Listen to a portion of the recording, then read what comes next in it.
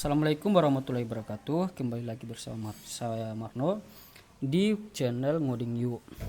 Nah, di kesempatan kali ini saya akan menjelaskan secara singkat, rinci, dan juga mereview materi yang ada di modul algoritma dan juga pemrograman Java. Jadi saya berharap untuk teman-teman menyimaknya secara teliti dan ini juga bisa dijadikan sebagai bahan referensi pemrograman ataupun coding untuk teman-teman yang membutuhkan. Jadi jangan lupa simak dan yang paling penting adalah like, comment, dan subscribe juga. Terima kasih. Yang pertama adalah algoritma. Pengertian. Jadi algoritma adalah urutan atau langkah-langkah untuk menyelesaikan masalah. Biasanya algoritma dipecahkan melalui pemrograman komputer. Algoritma itu sendiri ditemukan oleh Ibnu Musa al-Khwarizmi, atau orang barat sering menyebut beliau dengan sebutan algoritma. Makanya sekarang disebut sebagai algoritma. Selain algoritma, Ibnu Musa al-Khwarizmi juga menemukan metode matematika itu aljabar yang sering dipakai oleh bidang ilmu di satuan pendidikan. Kemudian analogi dari algoritma. Yang pertama adalah masalah. Untuk membuat algoritma diawali dengan adanya masalah. Benar. Untuk memecahkan sebuah masalah harusnya ada masalah yang ada ataupun diciptakan masalah itu terlebih dahulu. Kemudian membuat algoritma ataupun urutan atau langkah-langkah untuk menjadi pedoman pembuatan program itu sendiri. Nah, kemudian algoritma ataupun langkah-langkah atau urutan yang tadi itu dimasukkan ke dalam program komputer sesuai dengan pedoman dan aturan berlaku di bahasa pemrograman. Nah, kemudian muncullah solusi yang akan dicapai melalui pemrograman tadi. Oke. Kemudian cara mendeskripsikan masalah. Yang pertama, kita harus menjabarkan masalah. Apa itu masalah? Masalahnya itu seperti apa? Kemudian inti dari masalah itu apa? Kemudian kita harus paham apa penyebab dari masalah itu. Setelah kita tahu itu masalah, setelah kita merincikan sebuah masalah secara detail, kita harus merinci masalah tersebut untuk menyelesaikan masalah. Kita harus rincikan secara detail pokok-pokok permasalahan yang tadi. Kemudian kita membuat sarana interaksi antara manusia dan juga komputer. Nah, biasanya untuk membuat sarana interaksi manusia dan komputer ini kita memerlukan adanya bahasa pemrograman. Contohnya ya, karena saat ini saya menjelaskan Java, jadi kita menggunakan bahasa pemrograman Java sebagai sarana interaksi manusia dan komputer. Next, ini adalah karakteristik algoritma. Algoritma harus berhenti setelah mengerjakan sejumlah langkah terbatas. Benar. Jadi algoritma itu harus berhenti setelah mengerjakan langkah terbatas. Maksudnya dia akan berhenti kalau sudah mencapai output ataupun hasil keluaran di komputer. Kemudian setiap langkah harus didefinisikan dengan tepat dan tidak boleh berarti dua atau ambigu. Jadi benar ya, algoritma setiap langkah-langkah itu harus didefinisikan dengan tepat dan tidak boleh berarti dua atau ambigu. Next, algoritma itu memiliki 0 atau lebih masukan input. Benar. Jadi algoritma itu memiliki lebih dari 0 atau lebih dari satu input. Kemudian algoritma memiliki 0 atau lebih dari satu keluaran. Benar. Dan algoritma harus efektif. Kita ke fungsi algoritma. Fungsi algoritma yang pertama adalah memecahkan masalah yang rumit. Jadi benar ya, untuk memecahkan masalah yang rumit kita harus menggunakan algoritma. Contohnya untuk menggunakan masalah yang rumit, contohnya untuk menentukan sebuah luas segitiga ataupun untuk menghitung keliling persegi panjang, kita bisa tentukan dengan cara algoritma sendiri. Kita bisa menentukan dengan pemrograman itu sendiri melalui algoritma yang tadi. Kemudian dengan algoritma itu bisa membuat program itu yang lebih sederhana. Ya, jadi contohnya Java. Dengan Java kita bisa membuat program lebih sesederhana mungkin. Kemudian dapat digunakan secara berulang. Ya, untuk algoritma sendiri kita bisa menggunakan program itu sendiri secara berulang-ulang dan mampu mereplikan program yang dihasilkan benar. Jadi selain program yang dihasilkan sederhana, program yang tadi itu akan secara rapi dan tertata. Kemudian mudah menemukan kesalahan. Jadi untuk di Java sendiri, untuk di algoritma khususnya di Java itu sendiri, kita bisa dengan mudah menemukan titik kesalahan ataupun titik errornya di mana dengan menggunakan algoritma tadi dan lain-lain. Oke, kita ke notasi algoritma. Notasi algoritma itu ada 3. Yang pertama adalah untaian kalimat deskriptif, kemudian flowchart, dan juga pseudocode. Selanjutnya adalah di Java. Kita masuk di sejarah Java. Jadi pada tahun 1991, sekelompok insinyur Sun dipimpin oleh Patrick Norton dan James Gosling ingin merancang bahasa komputer untuk perangkat customer seperti kabel TV box. Nah, kebutuhan untuk fleksibilitas kecil, lihat dan kode yang netral terhadap platform, pengantar tim mempelajari implementasi Pascal yang pernah dicoba. Niklowitz, pencipta bahasa Pascal, telah merancang bahasa portabel yang menghasilkan intermediate code untuk mesin hipotesis. Nah, mesin ini sering disebut dengan mesin maya atau virtual machine. Kode ini kemudian dapat digunakan di sembarang mesin yang memiliki interpreter. Proyek Green itu menggunakan mesin maya untuk mengatasi isu utama tentang netral terhadap arsitektur mesin. Mulanya bahasa yang diciptakan diberi nama OAK oleh James Gosling yang mendapat inspirasi dari sebuah pohon yang berada pada seberang kantornya. Namun dikarenakan nama OAK sendiri merupakan nama bahasa pemrograman yang telah ada sebelumnya. Nah, suatu saat mereka sedang menikmati secangkir kopi di sebuah kedai kopi yang kemudian dengan tidak sengaja salah satu dari mereka menyebut kata Java yang mengandung arti asal biji kopi. Akhirnya mereka sepakat untuk memberi nama bahasa pemrograman tersebut dengan nama Java. Oke.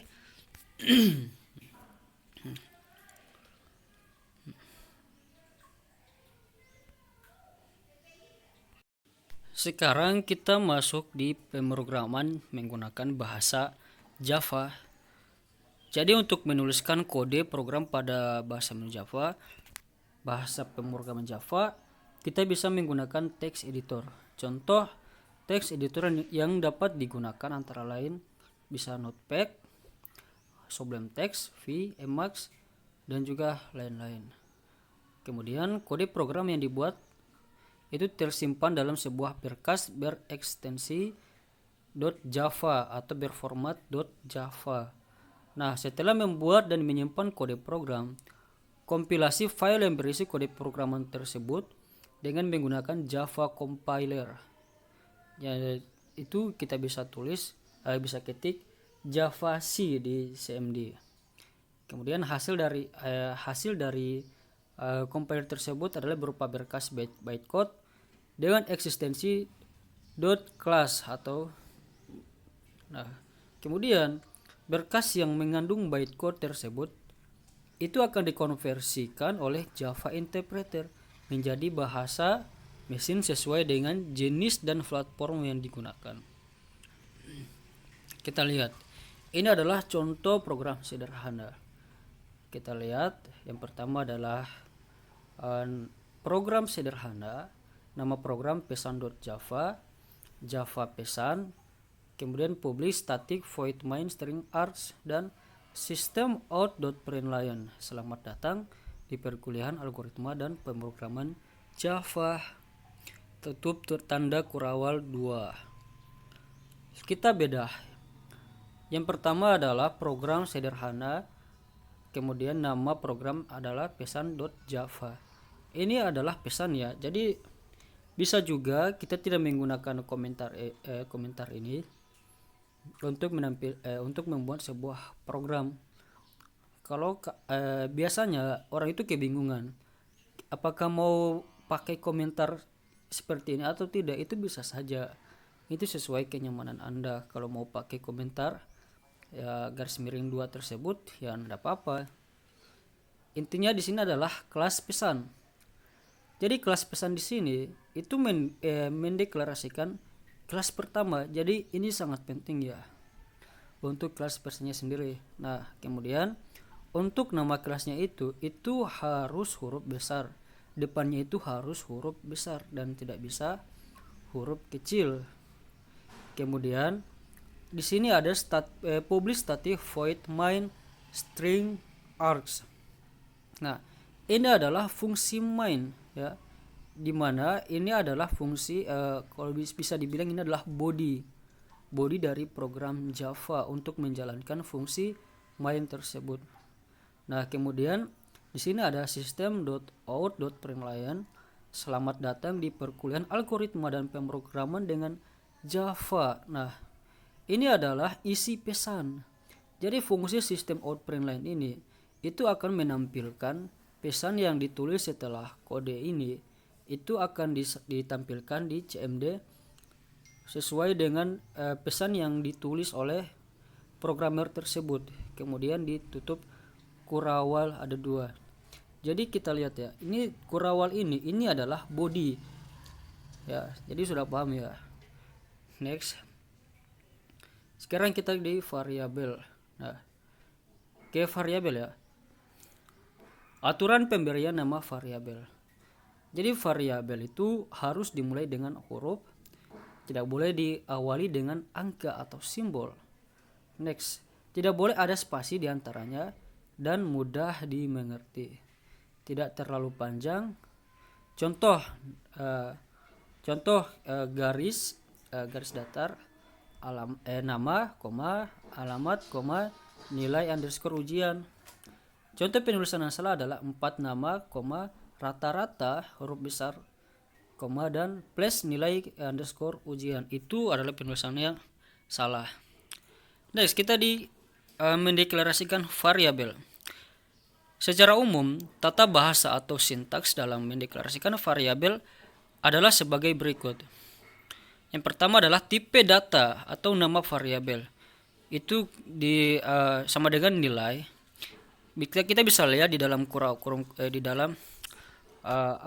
dalam kurung ini ada nama underscore variabel dan nilai. Nah, di sini tipe data meliputi semua tipe data yang dikenali dengan bahasa pemrograman. Nah, tipe data dasar atau tipe bentukan. Sedangkan nama underscore variabel adalah identifier yang akan digunakan untuk menunjuk ke variabel tersebut di dalam suatu program. Untuk mendeklarasikan suatu nilai bilangan bulat dengan nama counter yang menyimpan nilai awal seperti i, maka bentuk statement yang akan diberikan sebagai berikut, yaitu integer counter sama dengan i.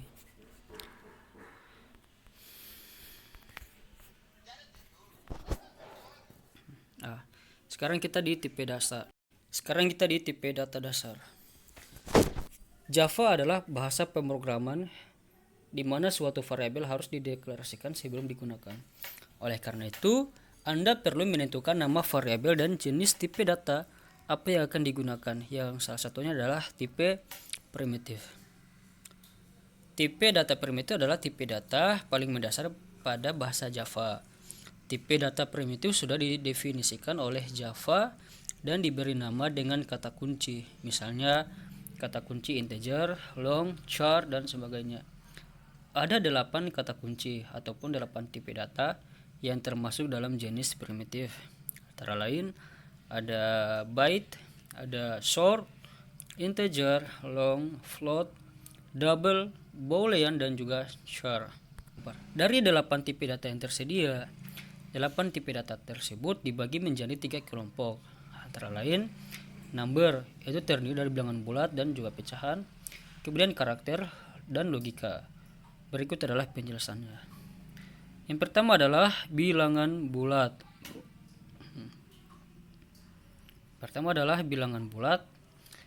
Tipe data primitif yang termasuk dalam kelompok bilangan bulat antara lain adalah byte, short, integer, dan juga long. Semua tipe data tersebut bersifat signed, yang artinya bisa mempresentasikan bilangan positif dan bilangan negatif. Kemudian bilangan pecahan. Tipe data primitif yang termasuk dalam kelompok bilangan pecahan adalah tipe data float dan double.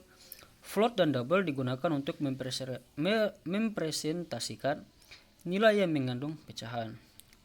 Kemudian ada char atau karakter. Hanya satu tipe data yang termasuk dalam kelompok tersebut. Char hanya bisa menampung satu karakter saja. Jika lebih akan muncul pesan error. Kemudian ada logika. Itu adalah tipe data boolean. Tipe data boolean digunakan dalam sebuah kondisi yang akan bernilai benar atau salah. Kemudian ada tipe data byte. Tipe data byte adalah tipe data integer 8 bit yang bersifat signed. Nilai minimum untuk tipe data bit adalah -128 dan nilai maksimumnya adalah 127. Nilai defaultnya adalah 0. Kemudian tipe data short. Tipe data short juga merupakan integer 16 bit yang bersifat signed, yang jangkauan nilainya antara dari 32.768 sampai dengan 32.767 dengan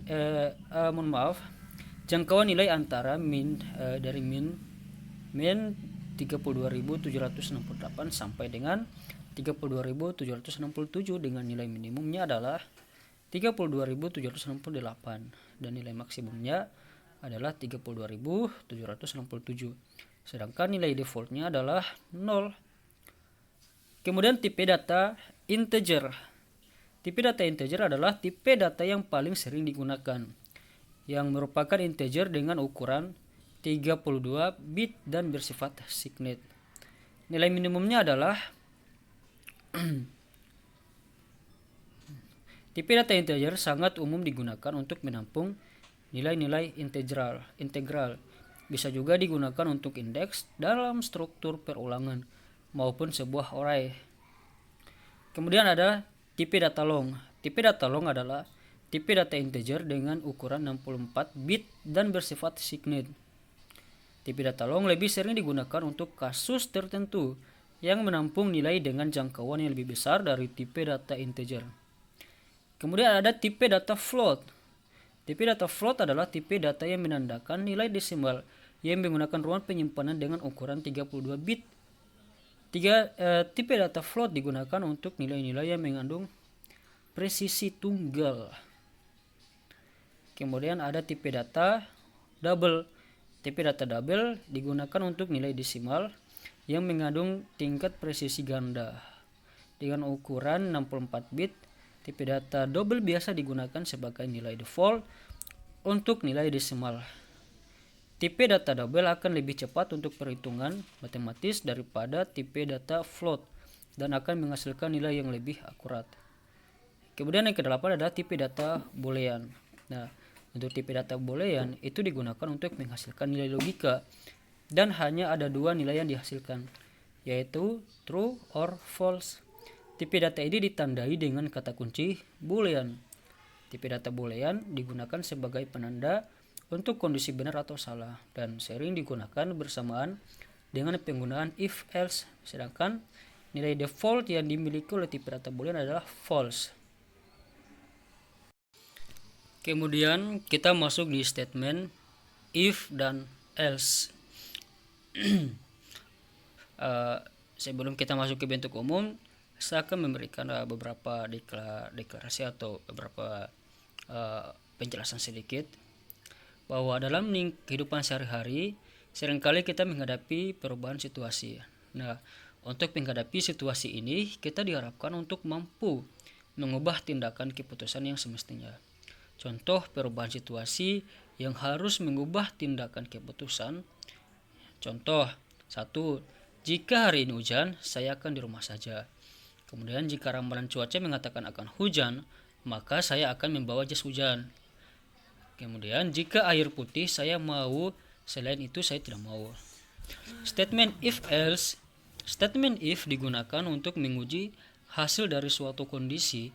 Pada statement if ini, hasil pengujian yang diharapkan adalah ungkapan boolean yang bernilai benar saja.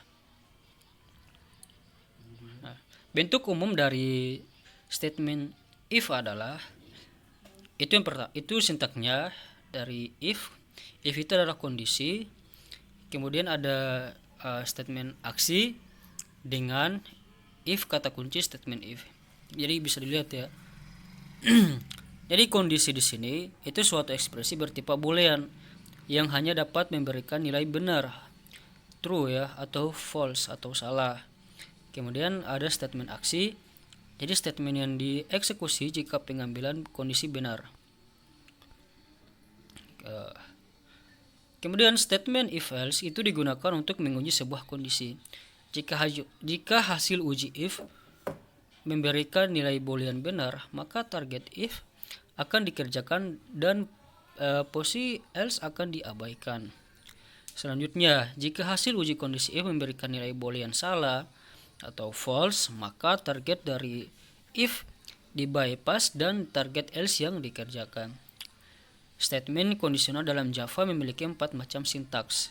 Yang pertama adalah if kondisi statement atau, kemudian yang kedua if itu block statement atau, kemudian if statement 1 else statement 2 atau if kondisi block statement 1 else block statement 2. Block statement itu adalah kumpulan statement yang berada dalam blok kurung kurawal.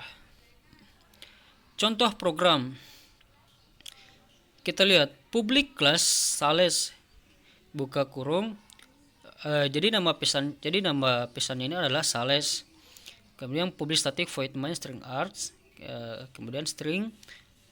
Kemudian variabelnya adalah nama pesan. Terus double jual bonus. Kemudian namanya adalah Bambang. Jual 99.000 if jual booleannya itu adalah lebih dari 100.000.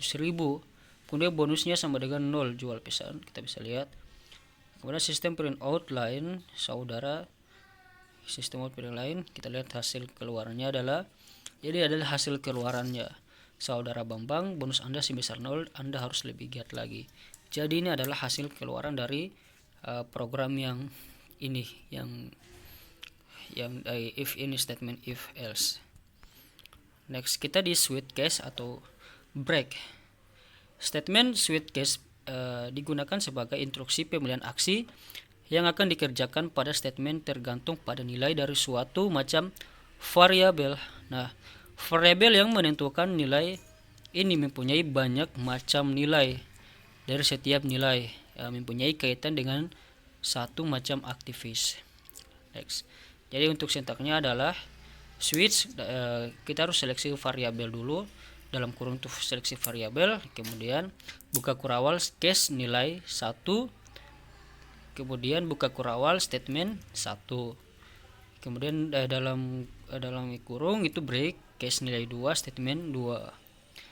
Ini adalah penjelasannya. Jika variabel 1 seleksi nilainya sama dengan nilai 1, maka statement 2 dijalankan. Nah, kemudian jika nilainya sama dengan nilai 2, maka statement 2 itu dijalankan. Kemudian jika statement break ditemukan, maka kontrol program akan keluar dari switch. Oke. Kita ke perulangan atau while.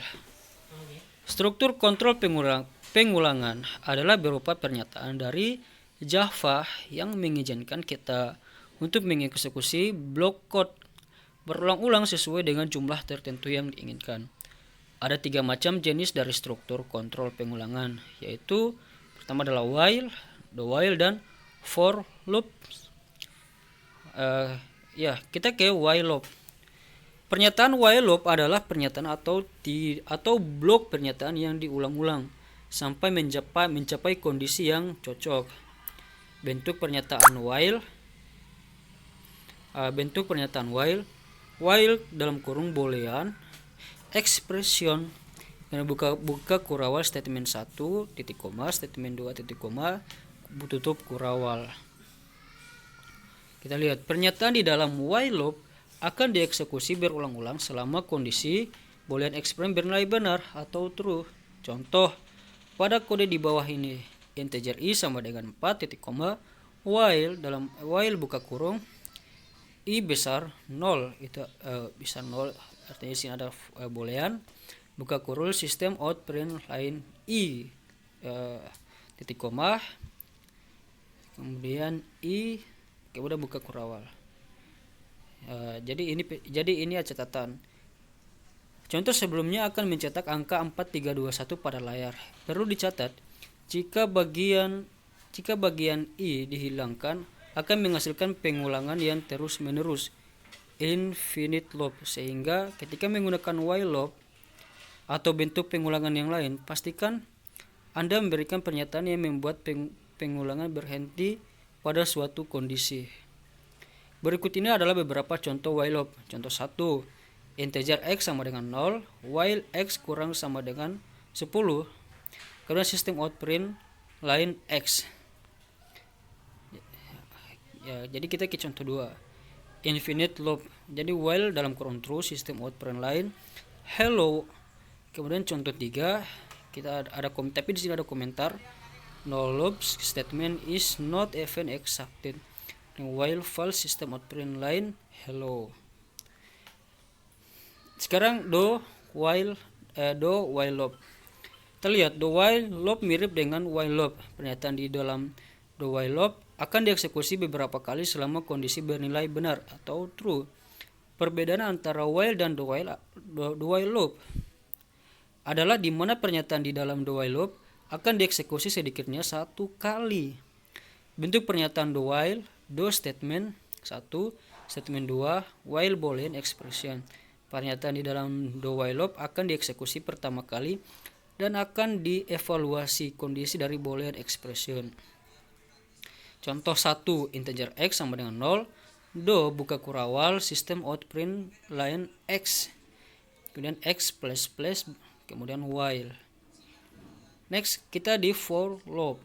Pernyataan for loop memiliki kondisi hampir mirip seperti struktur pengulangan sebelumnya, yaitu melakukan pengulangan untuk mengeksekusi kode yang sama sebanyak jumlah yang telah ditentukan. Bentuk umum dari for loop adalah for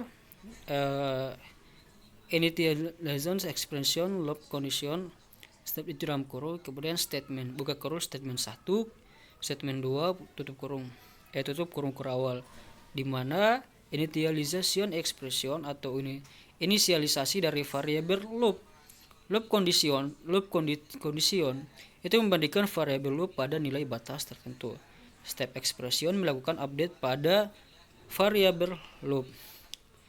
Contoh class for dalam kurung public static void main buka kurawal public static void main string args buka kurawal integer c titik koma sistem out print line sebelum for titik koma for dalam kurung c sama dengan 0 c kurang besar 10 titik koma c plus plus tutup kurung sistem out print line nilai c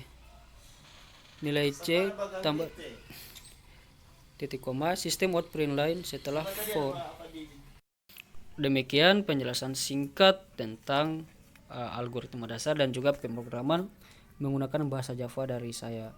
Untuk kurang jelasnya bisa lihat materi atau referensi selebihnya di berbagai referensi, contohnya di YouTube ataupun di Google searching. Kurang jelasnya seperti itu. Jadi mohon maaf jika ada yang kesalahan kata, karena saya sebagai manusia dan kesempurnaan hanya milik Allah.